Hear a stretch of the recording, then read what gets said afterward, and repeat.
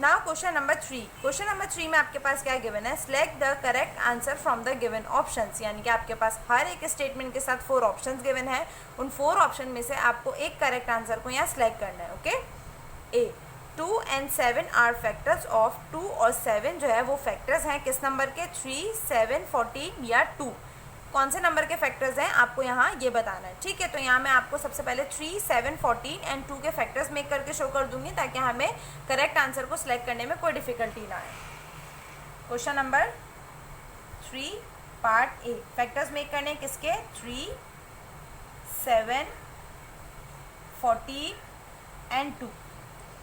3 के जब factors make करेंगे तो कितने फैक्टर्स आ जाते हैं, 2 फैक्टर्स आ जाते हैं, 1 एंड 3, क्योंकि 3 जो है वो अपने अलावा जस्ट 1 के टेबल में आता है, बाकी किसी नंबर के टेबल में नहीं आता है।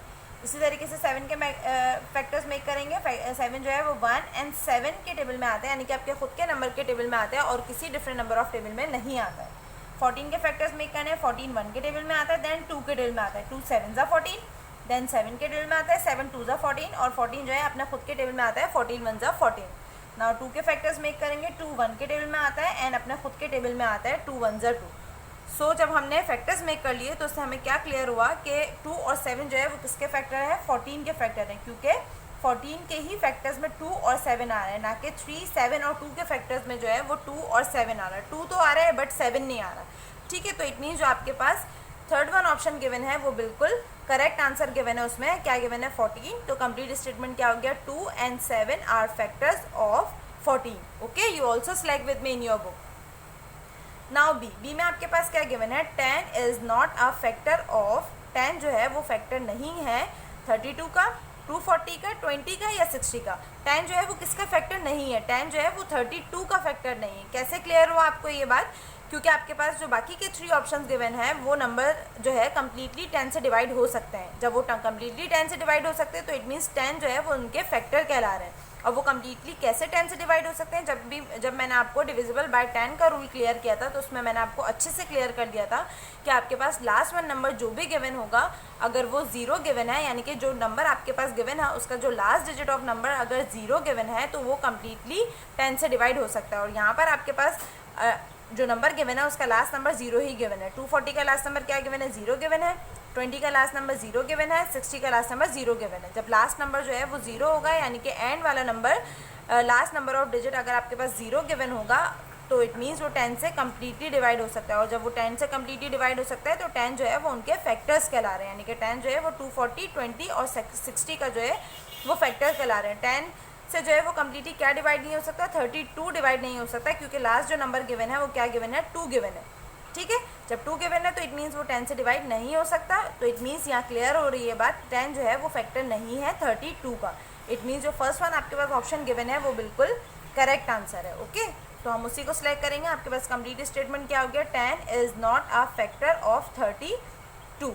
ओके,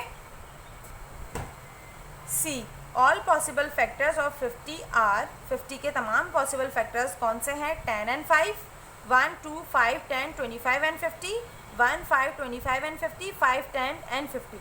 जो आपके पास यहाँ 4 ऑप्शन गिवन है, उन 4 ऑप्शन में से आपके पास जो नंबर्स गिवन है वो सारे नंबर्स जो है वो 50 के फैक्टर्स कहला रहे हैं, यानी कि उन तमाम नंबर से जो है वो 50 कम्प्लीटली डिवाइड हो सकता है। बट यहाँ आपसे ये कहा जा रहा है ऑल पॉसिबल फैक्टर, आपको तमाम पॉसिबल फैक्टर्स वाला ऑप्शन सिलेक्ट करना है। तो इट मीन्स जो आपके पास सेकंड वन ऑप्शन गिवन है वो बिल्कुल करेक्ट आंसर गिवन है। उसमें तमाम पॉसिबल फैक्टर्स गिवन है 50 के।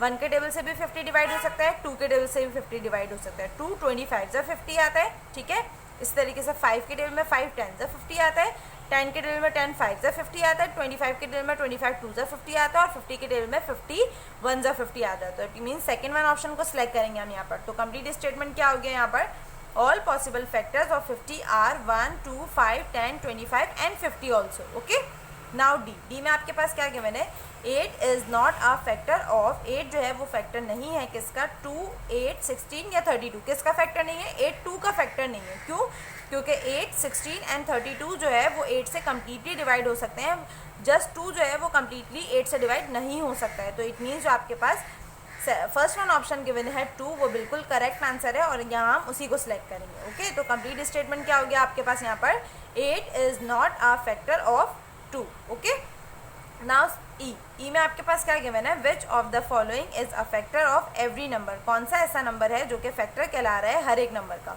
सो स्टूडेंट ये चीज़ जो है मैं ऑलरेडी आपको जो है क्वेश्चन नंबर 1 में क्लियर कर चुकी हूँ। पेज नंबर 30 का जब हमने क्वेश्चन नंबर 1 किया था उसमें फर्स्ट वन ब्लैंक जो मैंने आपको राइट करवाई थी उसमें मैंने आपको ऑलरेडी क्लियर कर दिया था 1 is a factor of all the numbers. ठीक है, 1 जो है वो फैक्टर कहलाता है हर एक नंबर का। तो यहाँ पर हम किस ऑप्शन को सिलेक्ट करेंगे, 1 को ही सिलेक्ट करेंगे। क्यों?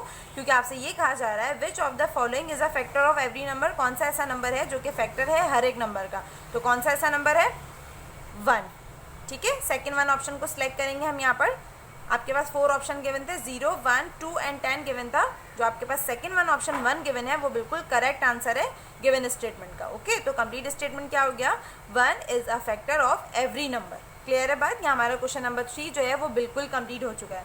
स्टूडेंट आज की क्लास में हमने क्वेश्चन नंबर 1, 2 एंड 3 पे वर्क किया है from page number 30 and 31 also. Okay, I hope आपको आज का टॉपिक अच्छे से क्लियर हो गया हो, किसी को कोई कन्फ्यूजन ना रही हो। Today class is finish now, thank you.